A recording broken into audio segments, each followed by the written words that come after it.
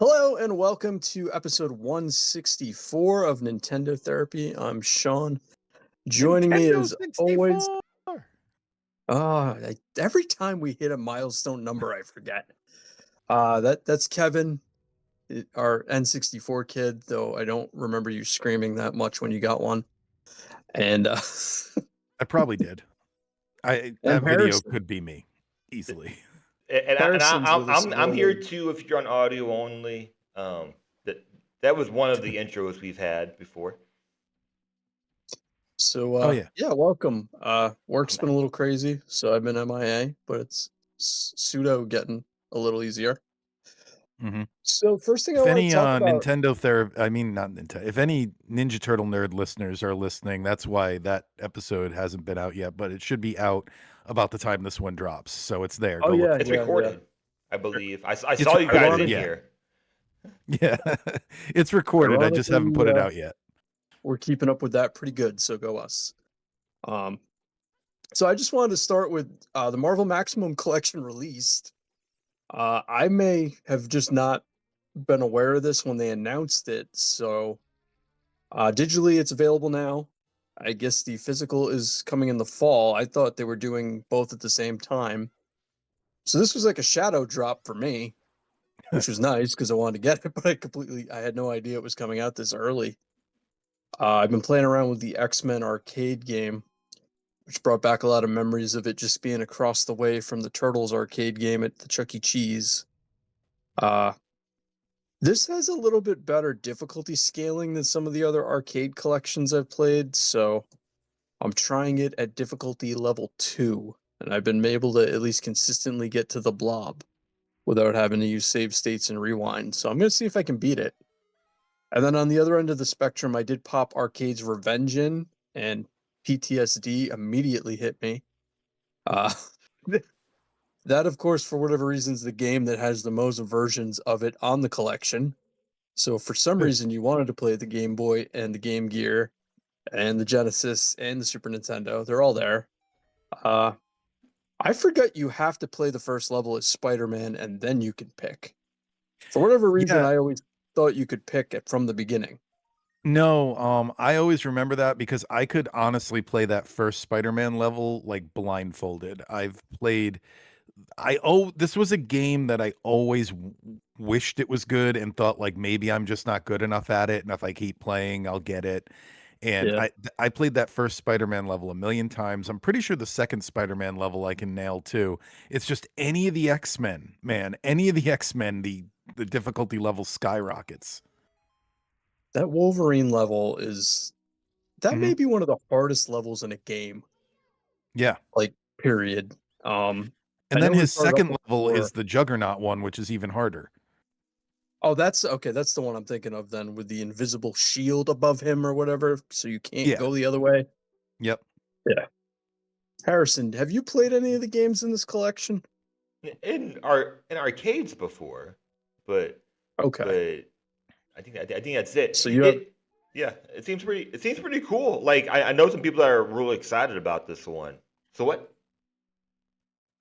so I it's for me it's just again I'm trying to like fill all those nostalgia gaps in my catalog, but if you're not dying to play this one because some of the it's kind of bare bones in terms of behind the scenes and artwork and things that they give you. And other than Captain America and the Avengers, which the NES version's completely different from the arcade port and the arcade game. But like the two Venom Spider-Man games, it's really just more if you grew up with the Sega one or the Super Nintendo one, there doesn't seem to be any substantial difference in either It's version. it's more about the music and the controls. That's because obviously Sega had the 3 button and a Yeah. different music chip. So that's really the difference between the games. But if you're looking to play it, maybe wait on for a sale because it's a decent collection, but I feel like it would have been a little bit better if Digital Eclipse had done it because they really deep dive on all the archive stuff. So the Mortal Kombat collection was the last release they did. Cowabunga collection, the Street Fighter collection that we're going to talk about later. So I kind of wish they had done it, but it's still fun to play. So like I said, if you can get it on sale, worth checking out. And I And don't I know, feel maybe like I'll be this is able the to. type of game that goes on sale. I Yeah, know it the only should go on connection sale. here. I know the only connection here is Marvel, but it reminds me of how Marvel Cosmic Invasion went on sale less than a month after it came out, and then it went on sale again in March, which was only like 2 months after it came It's out funny. for even more off. It's funny you bring that up because I think this collection's more fun than Cosmic Invasion. Well, it's a The Cosmic collection. That's Invasion, one game, so it's kind of hard to compare, but yeah.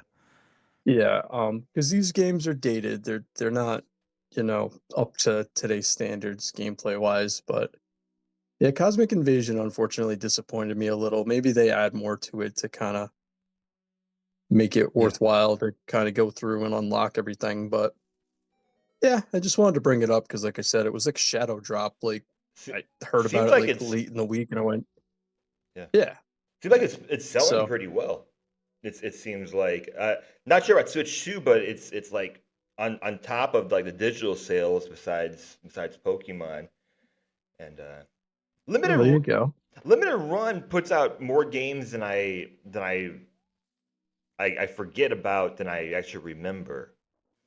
Yeah. So the only downside to them having the license is it will get delisted probably at some point. So At some point, right? Maybe, but they've gotten better about that type of stuff in the years, I feel like. Like they well, that they they Jurassic they're more smart about how they draw out those contracts and use words like in perpetuity. because the Jurassic Park collection Yeah. soon is getting delisted. Which I'm not saying Jurassic Park's as big as Marvel because obviously it's not. Right, But Could which be. is the second highest selling one, maybe for that reason. right. On the digital storefront. You you guys ever play Tomba? Tomba Yeah. 2? Yeah, I remember the little pink-haired dude with the pigs. Yeah. Yeah, I played some of that.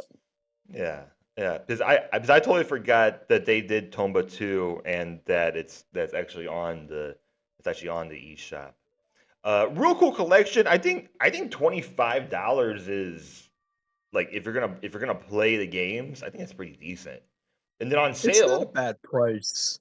yeah. It's just like I said, if you're only been waiting for Maximum Carnage, Hmm? I don't know if it's worth $25 just to get Maximum Carnage. So Honestly, some of these games I feel like they high end it a little bit knowing they're gonna be on sale a lot. Like I feel like the $25 is like they're like, so if we put it at 25, we can put it on sale for 19.99 constantly.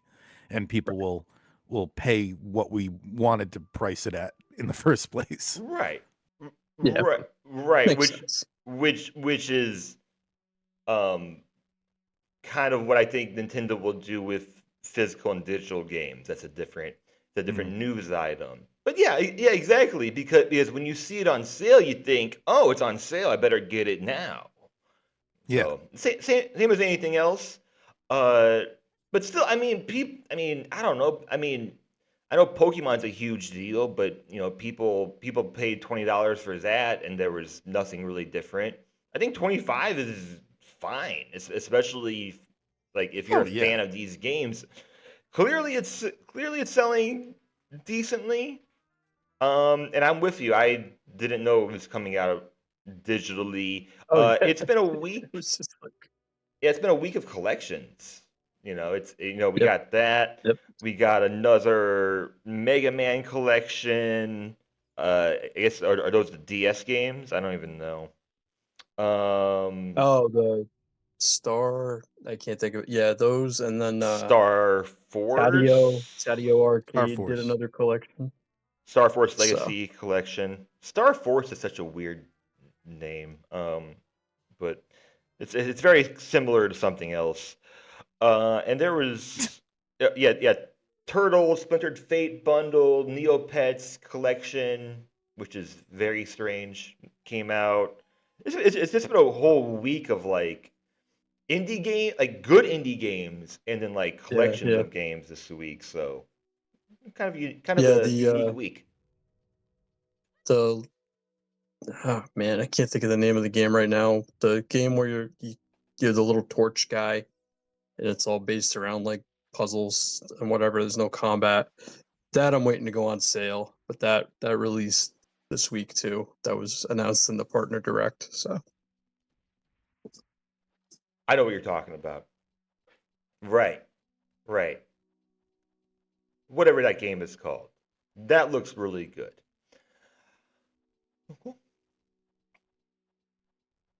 What do we got next? Okay, moving What do we got on. next? I'll A cut new out. challenger approaches. So, spoiler alert, if you don't want to know anything about the new Super Mario Brothers movie that's coming out this week, I guess find a way to skip over this. Go ahead We don't about have 3 chapters minutes. yet. We'll have chapters Yeah. in the future. So yeah, skip ahead. But fair warning, about to spoil something that was on a poster, so it's not much of a spoiler. But Nintendo released this week that Fox McCloud, the Star Fox himself, is going to be in the new Mario movie. Obviously, most of us saw that and we're like, okay, this is the road to a Smash Brothers movie getting set here. Hopefully, it means that Star Fox gets its own movie first, but we're kind of putting the cart before the horse here. Let's wait and see what he does in the movie. He does at least have a line because they mentioned who voiced him, but I was not familiar with the actor. So he says at least one line in the movie. so this I kind of found out from you guys talking in the chat, and I initially thought it was an April Fool's thing, and then I Hmm. saw no, it's a legit poster. Uh it kind of just made me want a Star Fox movie. Like I'm less interested in him being in this movie than seeing an actual Star Fox movie. Yeah. So that's what I got out of it. Was just okay. I guess Mario Galaxy, sure, but Star Fox movie would be so much cooler. So I don't know. I'd rather see that. Yeah, it'd be interesting to see how they adapt Andros, just a giant disembodied head in outer space. Like they would have to do something with about that. But other than that, Star Fox is really, really prime for a movie. And I think especially with the style Illumination's been using for the Mario stuff, I could see them making a really, pretty looking space movie. Yeah. So I don't know. So that's what I get out of it, and I guess I'm in the minority.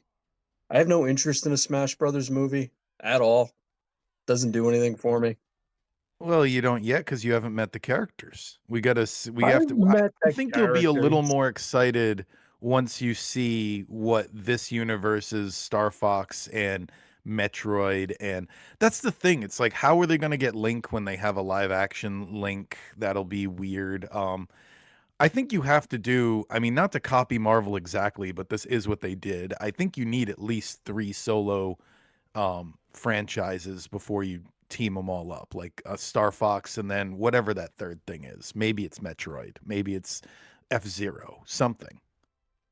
I just feel like Smash Brothers as a game does not translate to a movie. Me neither. But Well, they'll find a Thank way. you. I Thank you, thought Harrison. I thought this. We all thought the same thing about Mario, and then that turned out pretty good. So you never know what they're Well, going to put together. I've been happy with Mario since '93, so it's nice that they gave it another go. But I don't know, it just doesn't have the appeal to me. I know there's lore and stuff in Smash Brothers, but I'll I don't tell you know. I just this: don't want to see of that live movie. action Zelda or Hmm. Smash Brothers movie, I think Smash Brothers movie works more than live action Zelda does. That's I my hot take. I disagree a lot. I mean, Zelda has stories. Link doesn't talk. He's not supposed to. He's a player insert How character. how many I have no how faith in this how many movie. movies do we have where a main protagonist doesn't really talk? Like Not for a Not franchise many. like this. not Not that They're many, many. going to be but artsy. but it could work. And couldn't we just make it so that Link talks? And also No, like isn't there a lot of story? Like Smash Brothers has a no. story mode, Yeah, but but I don't you know. ask I take it. It's Smash Brothers, it's fighting. It's a fighting game. It's fighting. You fight. You fight your But friends. that's not what the movie's going to be. The movie will be they establish all these different universes because we got Galaxy movie right now, and we know that's why Star Fox is showing up. Is they're probably in some sort of alternate universe that they mentioned in the last movie, and they're going to establish all these alternate universes. And then the Smash Brothers movie is just going to be like, I don't know if they'll use the stupid hand or something I was gonna else, say but the Master the Hand's gonna be your bad guy. but the story is just going to be that something is going to like destroy the multiverse and we have to come together to stop it. It's going to be generic and they're going to plug in as many Nintendo references as they can along the way. If you want to say the story will be secondary and like not matter too much, and it'll be a fun movie for the demographic it's targeted to. Yeah, I think so. I'm also not that excited about live action Zelda. I will say that, Yeah, the live but action part is what I gets think the me. structure is I there, feel like a Zelda movie animated could work like gangbusters, right? but it's just going to be I, so awkward. I think structure is there if we are speculating. You guys have both circled around the 2 points that I wanted to make. Um, the first one is that like to any criticism that I've seen online, which I'm not gonna like pinpoint one of them, just overall in general, I think the first thing is that like these movies are not clearly made for me, even though I'll go see it. Well, yeah, And then like yeah. if I had children myself, it would be more targeted to me because I'd have my own family to take it to. But even though I will go see it out in the theaters, I think it's very good that it's not targeted to like an old head like me.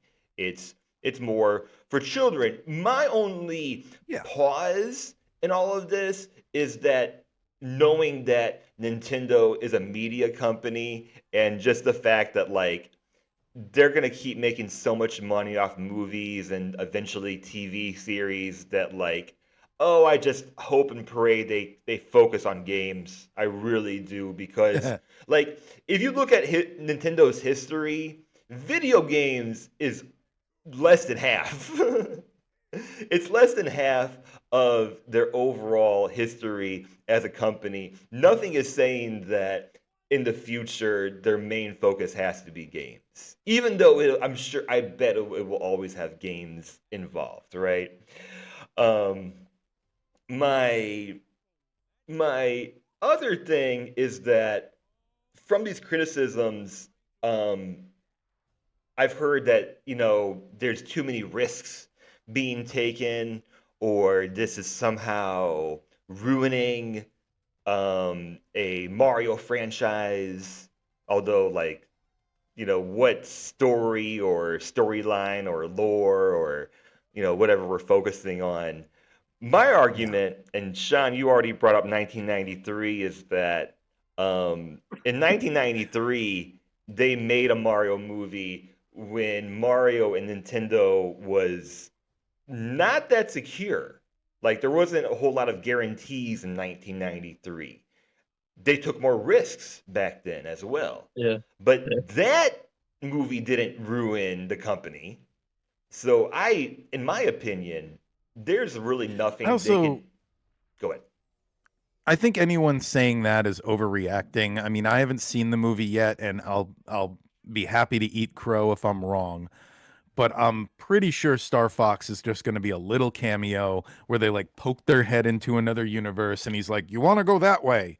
And it's going to be like that. Like it's going to be over in a second. So I'll I could be wrong, but I don't think it's going to distract from the Mario franchise. I think it's literally just there, kind of like how the Pikmin statue was in the last movie. It's just there as another Nintendo reference. Yeah, Going, because I could see it being that, and then it would be like, okay, so maybe I will get a Star Fox movie. He just showed up for 2 seconds. Cool. yeah, Yeah. yeah. I'm just afraid if he is an actual integral part of the plot, I'll be like, what? We Okay. haven't. I mean, I know this doesn't mean anything, but to me, I think if he was in any way an integral He part would of have the been in the plot, we not necessarily I don't know. yet, but certainly now that he's been revealed, there would have been like a trailer that at least features a clip of him if he has more than a clip's worth of material in the movie. I just But he don't know. Yeah. probably only has a clip's worth of material in the movie. I just don't know about that. I want to say you're right, but it's Nintendo. And Nintendo is so Yeah. weird. And if I think about all of the trailers we've seen, how much of it is showing off space? So I'm kind of thinking like, are they only showing us the first half an hour of the movie in these trailers? Because Yeah, it could be. I just don't know. And I want to send a question over to you guys. My point is that I just don't think that like if they are going this route of actually including characters and giving them big parts this early, I don't think it's that big of a risk given their history. But I mean, do No. you like if they are going cinematic universe this early, is there any risk to doing that? I don't think it's a risk. I think it's just personally for me, it would be disappointing to have these introductions this way and instead of getting something devoted to those characters. Like, I Yeah, don't, I agree you with know, that. and I don't want this to be that they show up at like some Nintendo hub in the movie where Sure. there's Star Fox and oh, there's Doc Lewis and Oh, Little you Mac. know And what though? That's too Wreck-It Ralph. It's a little too Wreck-It Ralph for me. To Hopefully they're emoji that's different. movie. Yeah, like yeah, I that's what get I it. hope isn't the case because I'd rather all those things are allowed to shine on their own and not just be, hey, it was an Easter egg in the Mario movie. Mm. Yep, it was. Still waiting for another game. So I don't want it to go that route. Me neither. Me neither. But Kevin, is it too much of a risk if it does? I don't think so. I mean, especially if that is their goal is to set this up for him to have his own movie, which is a big assumption on our parts at this point. Um, and even the Smash Brothers movie is an assumption, but it does seem like the logical progression. And it's, Smash Brothers is one of Nintendo's biggest franchises. Like maybe it's not as big as it was in its peak, but it's still something that would draw crazy amounts of people in. So it's at least on their whiteboard of like, can we get here? Yeah. Um, so yeah, I don't know if it's all planned. I don't know if it's all set in stone. I don't think it's much of a risk either. Like I said, I think it's going to depend on what it is. Like I'd have a better answer for this if We knew after I it see was. the movie and I can be like, yep, I don't know where they're going with that, or it's just a quick cameo and I'm like, yeah, that wasn't a risk at all. So so Fox McCloud, at least a little bit. We know Mhm.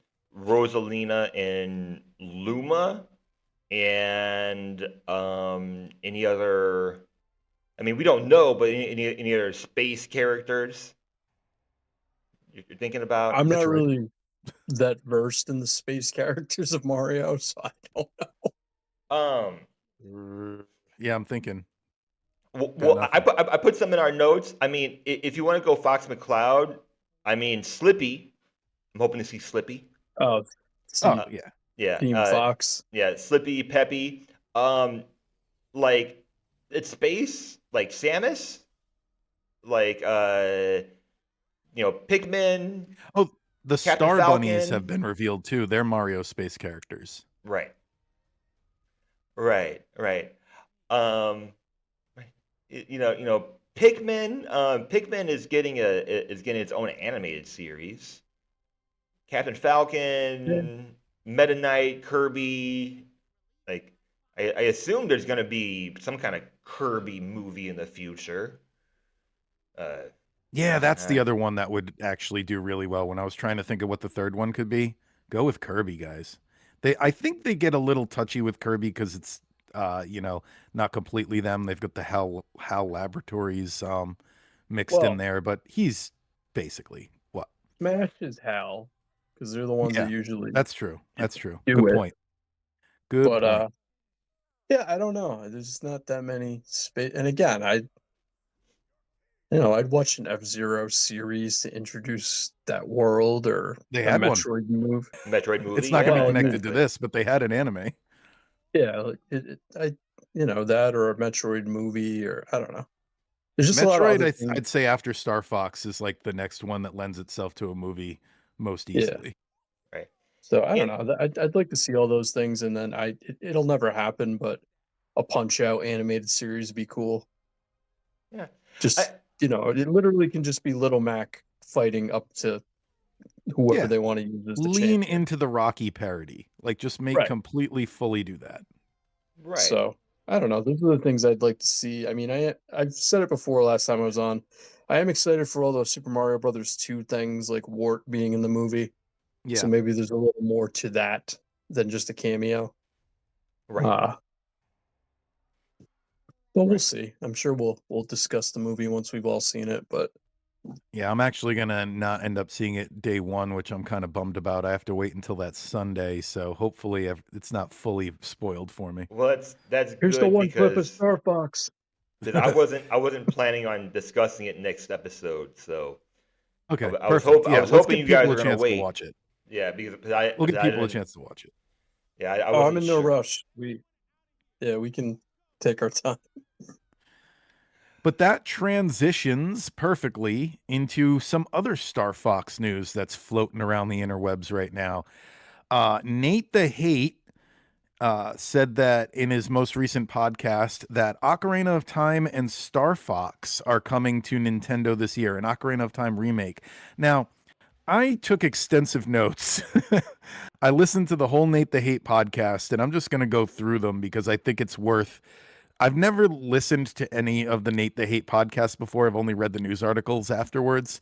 So it was really interesting. I don't know who his co host is, but it's really interesting how the guy treats everything Nate the Hate is saying as though it's already happened. You know what I mean? Like they treat it like such fact. It's kind of weird. Like he'll be like, and then Nintendo can do this. And the guy will be like, wow, I never thought Nintendo would do that. It's like they haven't yet. He's just spitballing here. But So he's got um a hype guy. yeah. But anyway, let me go through the things Yeah. brought up in the podcast. So Nate the Hate says, so first thing he talked a lot about is that there probably won't be a general direct until June.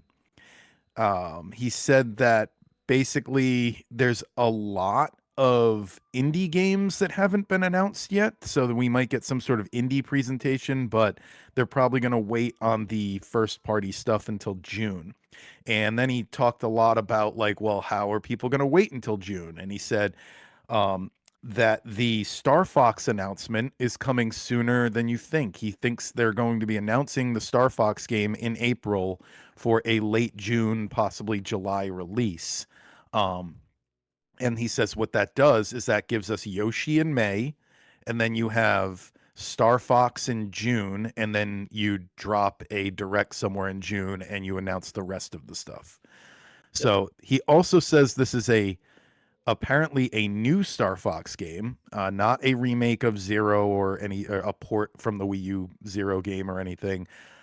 Claims that, and this I definitely believe. If I don't know if this makes sense, but if this is real, I definitely believe this about it. He mentioned that it would have online multiplayer, and with how much Nintendo is pushing that camera attachment, it totally makes sense. They want to get that into everything. So he mentioned that. He mentioned that he's heard that the game looks gorgeous. Choose Star Fox. He's confidently saying it. Let's see.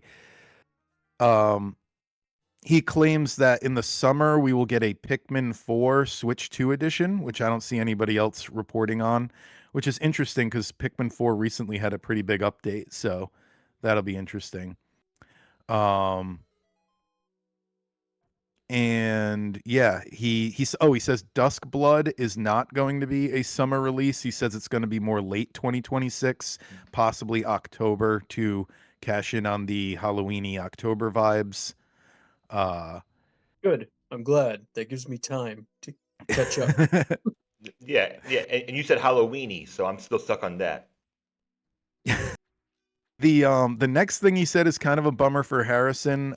He said that he's starting to set the stage for how he's going to reveal the Ocarina of Time thing, and what he says is like he says he doesn't think there's going to be a 3D Mario in 2026, but they are working on one, and he thinks it's going to release in 2027. And then he starts talking about, so if you don't have Mario for your Christmas release, what do you do? And he finally makes it to the claim that Ocarina of Time will be getting a remake coming out in the fourth quarter. He doesn't say Christmas. He says he says second half of 2026 with, and then says possibly Christmas. Um and yeah, it's he says it's a remake, not a remaster. He hasn't seen it, but so he doesn't know how much of it is remade, but he doesn't think it's just a graphical update because they have used the word remake and not remaster.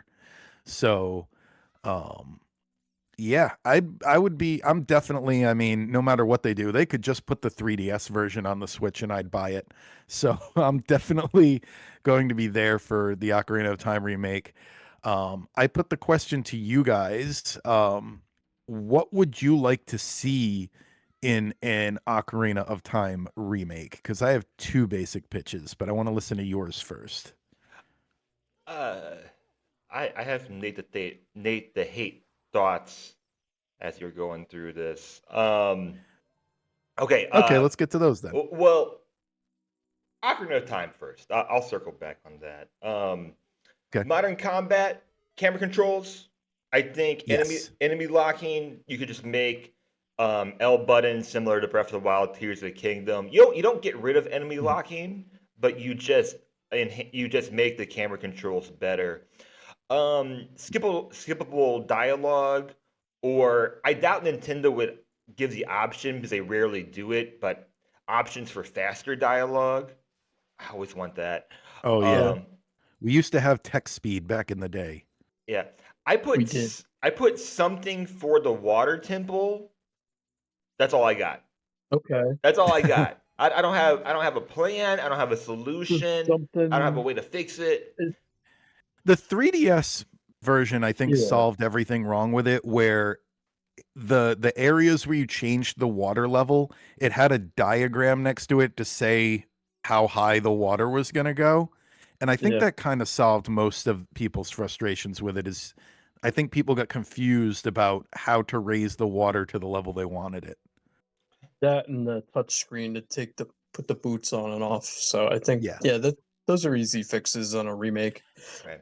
I mean, I for me, Yeah. because I'm not a huge Ocarina guy, I think you need to add a little extra content just to justify. I'm sure it's a $70 game. So just for that. But yeah, just modern control scheme. I'm trying to think of because again, I like Ocarina, but I'm not huge on it. I almost wouldn't mind if they, and I doubt they'd do it, do like a combo thing where it's Ocarina and Majora together Yeah. that's remade. that's But I don't know if they would do that. Like you could pick yeah. which game you want to play or whatever, and then again, add more content. But it's really all they would need to do Mm, for me is just bring it I'm up to 2026 control standards and then just give it a little more. So Yeah, I'm going the other way. So last two, I would say not fully open world, but add extra content, as you mm, said. Not fully open world.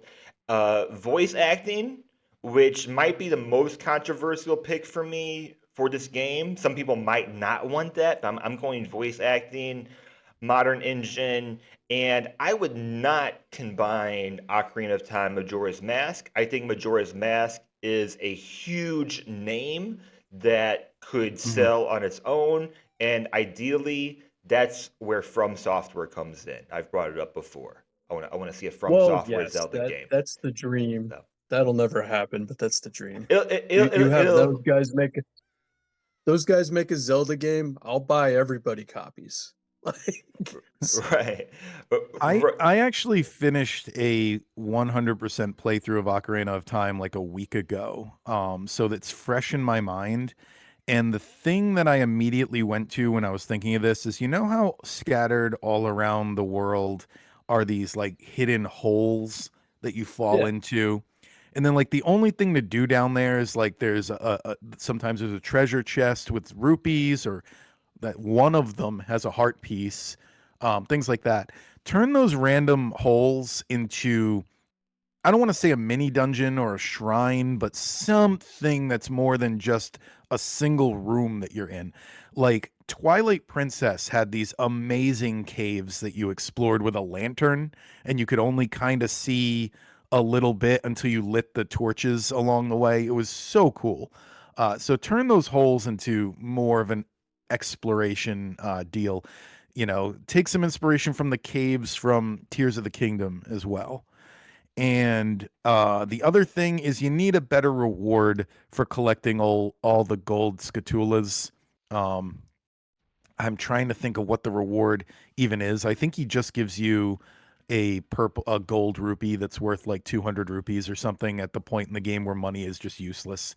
So, um, yeah, even like this would be crazy, but like have like a door in the back that slides open now and you go through, and even if it's just a heart piece at the end and you take away one of the other heart pieces, just something where there's like an alternate like ending to that quest. I don't feel like they finished it. It doesn't feel like a satisfying ending to collect all 100. And of course, now in the age we live in, it might be 1,000 thanks to the Koroks, but please don't do that. Please keep it at 100, and please give us something more satisfying at the end. And the last thing I thought of is also inspired by Tears of the Kingdom. Maybe a battle where the sages fight alongside you. oh, They okay, did. yeah. They also did this in Metroid Prime 4. Spoiler alert, Sean. But there's a team battle in that game as well, and and I think it's really cool. It doesn't have to be the whole game, but it would make the sages feel a little more like they're there supporting Link, other than just like giving him a medallion and saying, "Here, go on your journey. You unlock this one. On to the next one." Wow. So That's it. there's just kind of like Nate the Hate is right a lot, but these ranges that he gives us, one, it kind of opens up like just if he's correct that there would be no like it's possible there would be no big holiday release if Ocarina of Time was pushed to 2027. So I would just be more comfortable with these rumors if he was a little bit more exact and was like, oh, yeah, this is coming out for the holiday season. This is coming out Mhm. next year. And like I I've been asking for this one, Ocarina of Time. I've been expecting it. I think it's overdue, despite having the 3DS version of it. But like if this is the holiday one, I feel like my excitement for any remake is only so much at this point. Whether it's movie, whether it's video game or whatever, like any sort of remake, even if it's my favorite game, I'm only gonna be so excited about it, opposed to like a new Zelda game which is coming no matter what. Um, I feel like in my old age, I'm getting to the opposite side of that, where I'm like, I don't want any more new stuff. I don't want to learn anything new. I just want my comfort thing. And I want something that's as close to it as possible. So, not saying that I don't still seek out new games, but I do tend to, like the Mario RPG remake that came out recently was just so good. I was so happy with that. So, hopefully, this hits me the way that did, yeah. if it even exists. I can't think of a game. No, I'm sorry. If they did a Donkey Kong Country Trilogy remake with updated visuals and stuff like that, that I would probably jump on. Well, Uh, those visuals are already pretty good, but yeah. yeah, but I mean It's probably the only thing I can think of, or maybe if A Link to the Past but I don't even know why you would Waiting do a for that remake too. of it, honestly. Waiting for that as Yeah. well. So Overdue, I think. I saw some people when this was announced say they would rather have a demake where Ocarina of Time was done like A Link to the Past or the recent Link's Awakening game. And I was like, I'd play that too, honestly. Just keep it coming. Sure. that would maybe intrigue me more, but again, I don't have There, there the was nostalgia.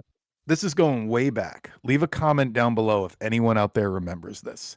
But there was a guy online back in, I'm not even kidding, all the way back in like 2005, right? Maybe 2006, but that's the span we're looking at, where he was recreating Ocarina of Time using the A Link to the Past assets. And he ended up not finishing it. It just was too much work for him. But like you can find screenshots of it online, and I don't think anybody ever picked it up and finished it, but it was pretty cool. I'm sure somebody's done a similar idea, but the one I'm thinking of goes way back. I think the thing Nintendo has on their side with this game, though, is I know there is a lot of people that didn't jump on the Switch who have jumped onto Switch 2, and their last console was N64. So you have the built-in fan base there already. I know the Zelda fan base is probably going to buy it anyway, but there are a lot of people who finally got back into gaming with Switch 2. So this would be a perfect opportunity to do this because they'll absolutely buy it. Yeah, and I feel that's why I say keep Majora's Mask separate, because the Majora's Mask is a recognizable title even for people who have not played a Nintendo game for a very long time.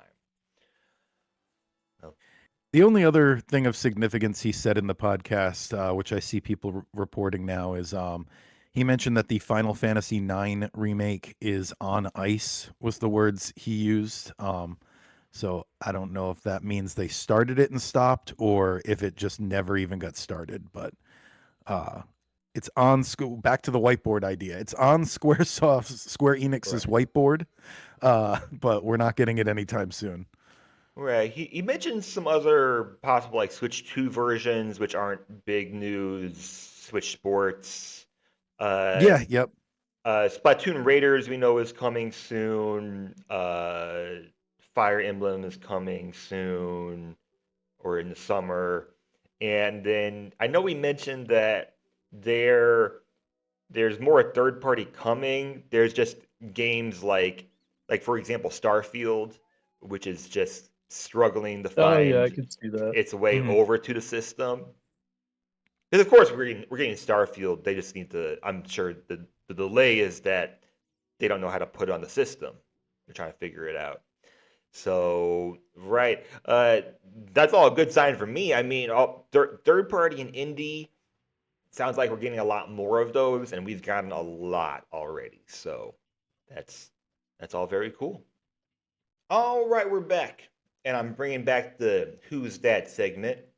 Today we are doing Who's That Deep Cut Nintendo Character. It doesn't flow off the tongue as easily, but that's the title I came up with. Who's that deep cut Nintendo character? I have 7 rounds for us. Round number 1. And for audio only, I will give hints. I appear in more than one Zelda game, but I'm most associated with one specific mask. I spend a lot of time in the woods and don't always treat visitors kindly. I'm responsible for one of the darkest storylines in Nintendo history. Kevin, who's that deep cut Nintendo character? That is Skull Kid from The Legend of Zelda. That is the Skull Kid, Legend of Zelda. Okay, round number 2, and we'll flip flop. So, Sean, you got next one. Next one, I'm part of a species that all look pretty similar, except for me. I've appeared in racing, platforming, and even construction-themed games. I'm basically the pink version of a much more common character. Sean, who's that deep-cut Nintendo character?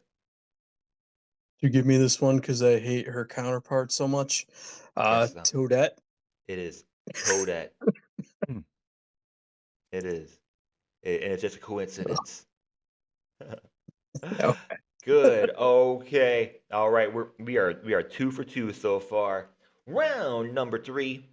I debuted in a sports game, not a mainline adventure. I'm closely tied to another purple-clad troublemaker. Fans constantly ask for me to be included in a certain fighting game and are often disappointed. This is the easiest one. Kevin, who's that deep-cut Nintendo character? That's Waluigi, man. He ain't deep cut no more. He He's not deep mainstream. cut, really. Th- This Actually, list, you know what? I'm gonna wait for him to be in a movie before he's mainstream. He's almost there though. He might be maybe in the new movie. he might be in the new movie. He might be voiced by I don't know. I don't know. I mean, he was in an SNL sketch, so he's gotta have some level of recognition. So maybe not so deep cut. The least deep cut of this list. All right, round number 4. I'm a companion character, but definitely not your typical cheerful sidekick. I spend most of my time in a smaller, imp like form. I come from a realm that exists in contrast to Hyrule's light. Sean, who's that deep cut Nintendo character? I know this. God, I wish I hadn't only played this game when it came out. Uh, Midna, is that her name? You got it. Yes. Okay. You got it. You know what? Since I already got hate in the comments, I'm sure about not thinking a Zelda movie can work. Hot take: Midna is my least favorite Zelda sidekick character. Don't hate her, but I think all the other ones are cooler, including Fi from Skyward Sword. Just a hot She, take. she's boisterous. She's a little bit obnoxious in the modern games. It's like an annoying like younger sister is the vibes I get from her, and I'm just like I don't want like go away. I'm not like I don't hate her, but I'm also just like go away. I I'm not I driving you to the kingdom. I have a date. Go away. yeah, I feel similar. Round number 5. I'm a recurring rival of a certain greedy anti-hero. My theme revolves around pirates and treasure. I'm one of the earlier female villains in Nintendo's lineup. Kevin, who's that deep cut Nintendo character? um, some the pirates, Captain.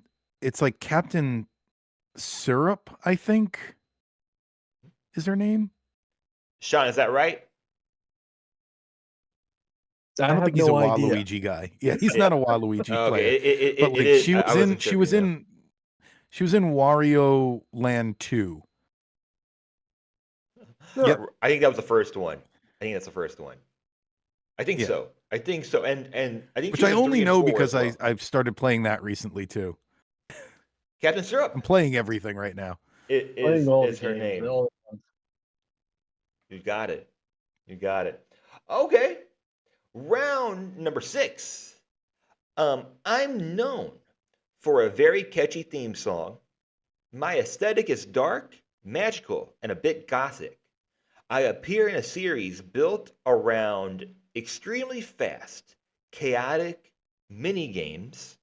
Sean, who's this deep cut Nintendo character? I have no idea, man. So hint number 3, we know it's WarioWare. We know it's WarioWare. Kevin, any ideas? this one's got me stumped. This one is Ashley. Okay. And Ashley, Oh, I'm sure no, looks never. familiar, but that's her name. No. I wouldn't have gotten this one. I wouldn't have gotten Captain Syrup. I wouldn't have gotten Ashley from WarioWare. But she looks familiar. Okay, great. You say so. I say so. Round number 7, last one. I don't play by the same rules as most characters in my games. I am known for stealing items and running away with a sack. I wear purple and have a very recognizable mouth design on my face. Kevin, who's that deep cut Nintendo character? So the character is Nabbit, and I have always wondered if there's any relation between Nabbit showing up in games around the same time as we started getting Rabbids games as well. It's kind of a uh weird coincidence. And then Mario Odyssey had those rabbit antagonists as well that were not Rabbids characters or Nabbit related. Like it's weird that these rabbits are getting into Mario now. I always put So, those two things together, Rabbit and Nabbit. Let me see. But What are the Brodals are the Mario Odyssey rabbits. The oh, Brodals. so Harrison, did you just purposely pick as many purple characters as possible this week? how many did I pick? I guess not. Waluigi, and I picked a lot of purple characters. I'm just was curious. That's all. A little purple on the mind, but It, I Eh. I thought that I thought this was just a hat nabbit war, so I didn't ever think he was a rabbit. But okay, Oh, you know what?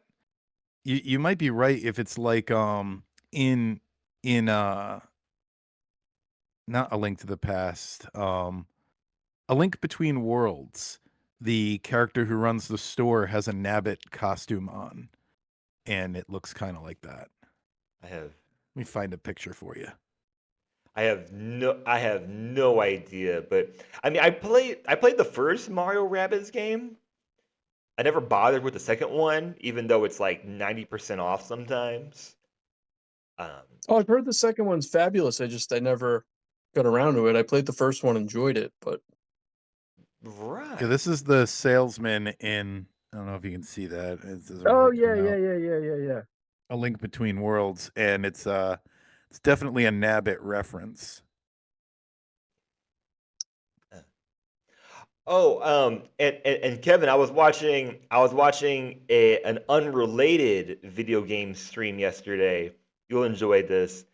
And the topic of the Mario movie came up, and Star Fox and Mario connection, and then they had pulled up that in the original Mario RPG, there's like a Star Fox like fleet or whatever, like Yep. on his whatever on his Yeah, the Oh R-Wings. yeah. yeah. They also have Samus and Link sleeping in different beds in different towns in the game. And in one you can go and see Link taking a nap, and in another Samus is taking a nap. And it's interesting because it's before like Zero Suit was a thing, so she's sleeping in her full Metroid like armor. You only knew. Right, because the topic came up of uh, people complaining about ruining the Mario franchise by including Star Fox. But if you, I guess, know the history a little bit more, the realization is that those connections have always been Oh yeah. within that Nintendo or Mario universe. So. There's also an R-Wing in the coding for Ocarina of Time, so the two Nate the Hate announcements are related that way because they coded the dragon boss Velvaga. The way they like experimented with coding for it is they put an R-Wing, a little tiny one that flies around, and that's how they like practice the camera movements for it. And you can, through some sort of hackery, get it back into the game. I've never done it. Okay, so yeah, year of the backlog. This week I finished the Street Fighter 30th anniversary collection, and the way I'm gauging finishing collections is I have to finish all the games that are in it. So how do you finish a Street Fighter game? I finished a tournament in each game. So I didn't like finish it with all the characters or anything. That would take me forever. But, one tournament per game was enough. I gotta say, I was texting Sean about this, like the difficulty level, because it's all the arcade versions. So Yep. even with the difficulty level turned all the way down, the difficulty is ridiculous on some of them. Like the hardest one by far, except the original game, which is impossible. The hardest one by far was Street Fighter 2 Turbo. Like I had the difficulty on 1 and they were still destroying me. But I made it through. And it's a great little collection. It's got like museum style extras, art artwork, online play for a few key entries. Street Fighter 2, Alpha 3, and Third Strike are like fantastic and they stand out. They're historically important. The it is it does have limited online support. It's only like select games, so that's kind of a drawback. And it was kind of nice to see the original Street Fighter in there and get some representation because I had never played it before. I saw people complaining that it was like a waste of a game to put in the collection, but I think it's kind of cool that it's there. It is Well, super difficult, but I mean, what's that? being the first game in the franchise, Yeah, not putting it in there would be kind of weird. yeah. So, I think their yeah, that argument was to game just is. like mention it in a timeline or maybe like have a video on it because it's like I mean to be honest, it's borderline unplayable with how Oh, difficult it is. But yeah, so that I beat, and I only could do it with save states. It's yeah, the only time ever I've played a game where I was literally saving in between every hit on the yeah, enemy. no, like especially when you make it towards the end with Sagat, like he will literally drain your whole health bar in 3 punches, which is crazy. Like it's it wasn't meant to be beat. It was meant to eat quarters. So Oh, absolutely, absolutely. and Street Fighter 2 Yeah. Turbo was kind of the same way for me. In fact, I almost posted this clip on our Blue Sky where I got annihilated by Bullrog. Same thing, 3 punches, my whole health bar was down. And I'm like, seriously? Like, that's not even like a big combo. It was crazy. Yeah. But the alpha games, by the time I get to the alpha games, they're a little bit easier to get through. And I was not saving as often. So I recommend those alpha games for sure. So I definitely enjoy this collection. I have it. Like I said, the Switch has kind of become my like game collection stuff from the Hmm. 90s, things I grew up on. So I think between all the collections I probably have roughly 40 fighting games on my Switch. And I try to like once a month have like a fighting game day and we'll pick like a couple. So I think like the next time we get together, we're gonna do the Mortal Kombat collection, which I'm terrible at. But so the only game in this that gets any rotation is Third Strike because it's the only one that doesn't have a version in other collections that's better. I will say I did get better at the game as it went on because every Street Fighter is the same basic inputs. And Right. when I started off, I could really only kind of do the Hadouken. And by the end, Mhm. I could do pretty much all of Ryu's special moves. So uh, I did develop, but that first game still difficult. So only a few backloggy games left. I don't think I'm going to finish this year, but it'll be interesting to see how much of a dent I can make. I'm still playing Oh yeah. Octopath Traveler. Uh, a lot of these are heavy games, though. We've got, the Lego Star Wars one I know is going to take me forever. The Skywalker Saga. Oh Uh, yeah, that game's huge. Suikoden 1 and 2 are pretty big RPGs. I have started Nino Kuni on the PlayStation 3 multiple times and never finished it. So I'm happy to have it on my Switch. Hopefully I finish it this time. That's in the backlog too. I think the only Nice. short game I have left, I'm looking at the list right now. The only one that it's really like a short game to finish is Doom. Yeah, Doom won't take long, and from what I understand, it runs better on Switch too. I mean, it ran well on Switch. Okay. So I can't imagine. I mean, it's gonna take you a little while to get in the groove of the gameplay.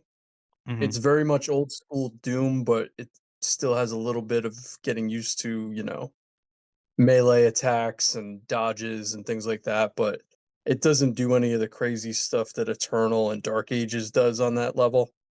So I don't think you'll have any issues beating it. The one I'm saving for last, because I don't know if I'll even be able to beat it, is the Mutant Mudds special levels or Oh, whatever it's called, super pack. Because it's literally like a game designed for people who got so good at the first game that they wanted a challenge, and it was just included in the combo pack. So I have it for yeah. that reason.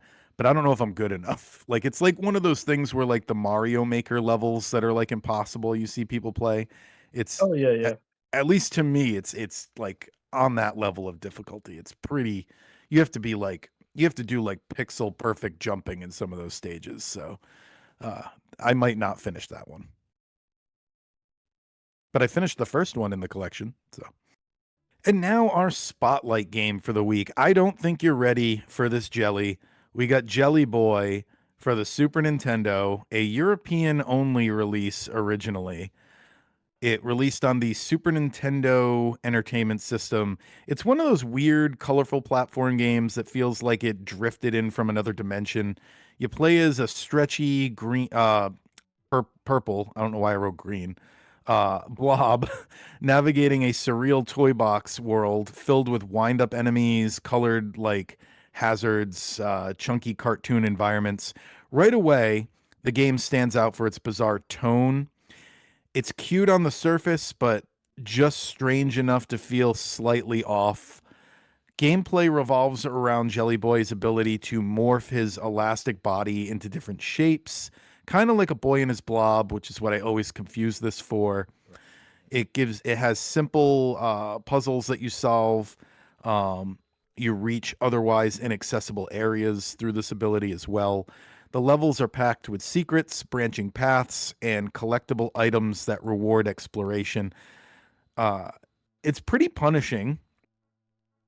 It's got some slippery controls and tricky jumping, but it has developed a cult following among retro platforming fans. So it's got that going for it. Another thing I noted is you collect music notes that scatter when you take damage, kind of like Sonic's rings.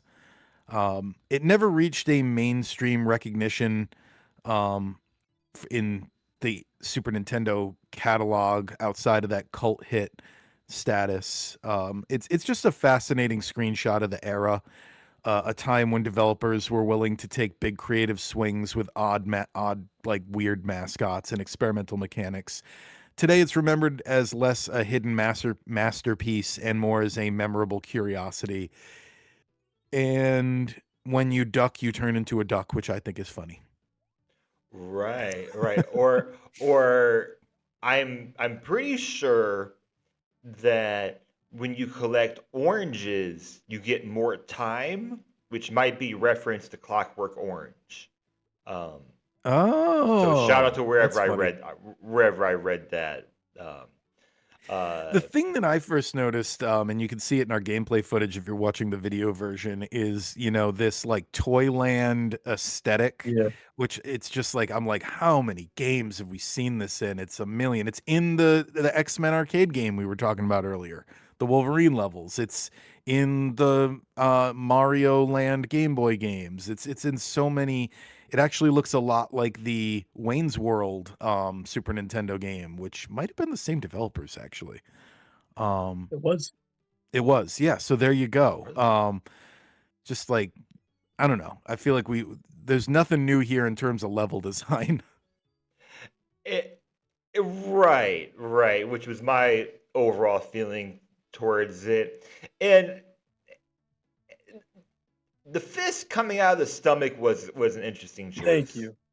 Thank you for, addressing that because Like that that how was, many how many l times did they sit down at the table and say like, "Hey, the fist coming out of the stomach, does anyone else think that this might look like something else?" But like nobody brought it I up at took the office because no one wanted to be the pervert, like the office pervert. I took it as they were planning the game and wrote, "What's the attack going to be? Crotch punch." Okay, and then it turned into what it turned into, and everyone went, "Yeah, sure, that's what we meant." But that stuck out as odd to me. So my initial thought on it was, where was this when I was a kid? Well, it's a PAL game, so we were never going to see this. So I'm glad it's on the service. I think it's got great visuals and decent music. I think the premise is hilarious. That the point of the game is you trying to meet who's in charge of the building. Like the fact that that's all they and like, and we'll do all this weird gameplay around that. Okay, cool. Show Uh, me to your manager. This was yeah, also a yeah. late So Super Nintendo release as well, so that adds to why it's so obscure. It came out in March of '95, so Ooh, right. PlayStation So was out at yeah, this point. yeah. And when I compare it to like, but I'm thinking, I'm playing through it. I'm like, is there anything here or like anything to come back to or like anything I would recommend? And like, I think like I try to put myself like if I played in 1995, I'm gonna be a lot mhm. more understanding of the controls. But at the same time, if you were to compare it to like Super Mario World, like or like it's there's no comparison really. So um, I don't think the controls are like really hold up then or especially now. Um, I find it to be just kind of like a like it looks good, sounds good, but just kind of a whatever kind of game. Like like why would you come back to it? Yeah, I could see that. I mean, I enjoyed my time with it. I didn't get to play much of it because, life. This is one I almost would have liked to see come back, kind of like Toe Jam and Earl, like just somebody do a new game and expand on the weirdness and see what they come up with. Uh, I honestly but think yeah, though, if you're gonna do that, bring back a boy and his blob before you bring this back, because I don't know if you've ever I played that think they game. bring that back. They did? I Nice. I think that came back on the Wii, to be perfectly You're honest. I right. think You're like right. You're right. So there you go. so Wish that's been granted. done. So Jelly Boy can come back. And you can call it Jelly Boy Not Ready for This Jelly. Like that could be the title. Um, I Sure. think all that works. But yeah, ranking, I mean, I put it at 106 because I enjoyed it and it was weird. So that let it, stand above the stuff below it. But the odds are pretty good. I'm never gonna go back to play it again. But I enjoyed just going down a little odd journey with this crotch punching blob. So Me too. Me too. It's like there was nothing like real bad about it, and I like the idea, I like the concept. There's apparently 27 different morphings or transformations. So it's I imagine imagine there's like replayability there if you're like really into this kind of game. I just think for 1995 it could be better. Like I don't know if I would give it more benefit of a doubt if it was like a 1990 like one game or something, but yeah, I think 95 I would if I was to play it then I think there's better options out there. But yeah, I like the graphics. I like the idea.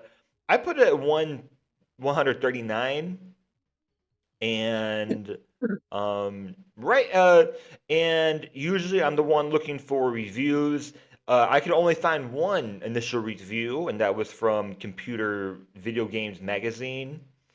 And right, so I guess because it was PAL only, not Japan, not North America. Quite odd. Um, but maybe it's a European thing. Also, maybe if I'm European, I would understand this game a little bit more.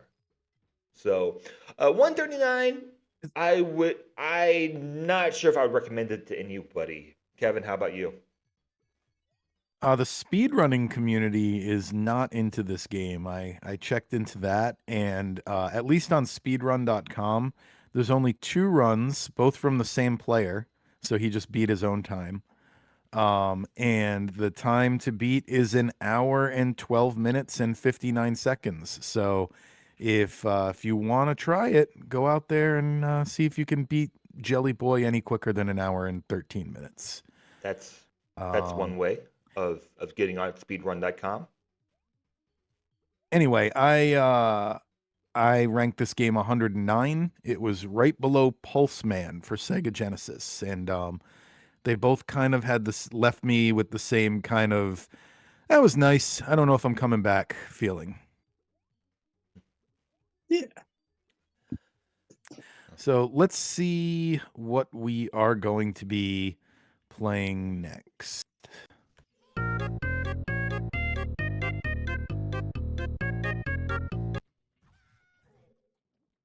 Sorry, it's taking its time. Okay, here we go.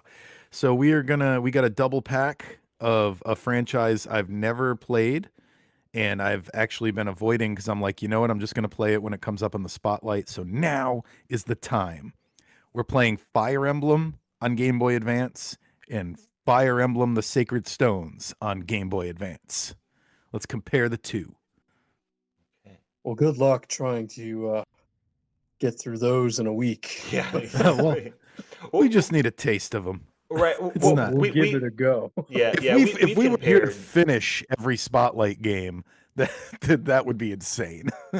Yeah, we've done other games that are pretty massive that we always have the option to finish if we like it. Yeah, I Right. mean, there's plenty of deep RPGs on there that are going to be pulled eventually, like the Breath of Fire games. There's 2 of those. Golden Sun, that's going to be a big one. Star Tropics, there's a lot on there. So, Yeah. And we always have the option Lot to change our rankings. Although we Yeah, rarely yeah. do that, we always have the options to do that. yep. Um, So join us next week to get my first impressions. I don't know about you two, but my first impressions on the Fire Emblem series. I've never even booted it up to see it for a second. So let's see what this thing's all about. Just keep in mind, we're Nintendo fans, not Nintendo experts. So we might say some stuff that's wrong and sounds kind of stupid to you. It's all right. Just leave a comment down below. We love to talk to people. And leave a like and subscribe because it helps. See you next week.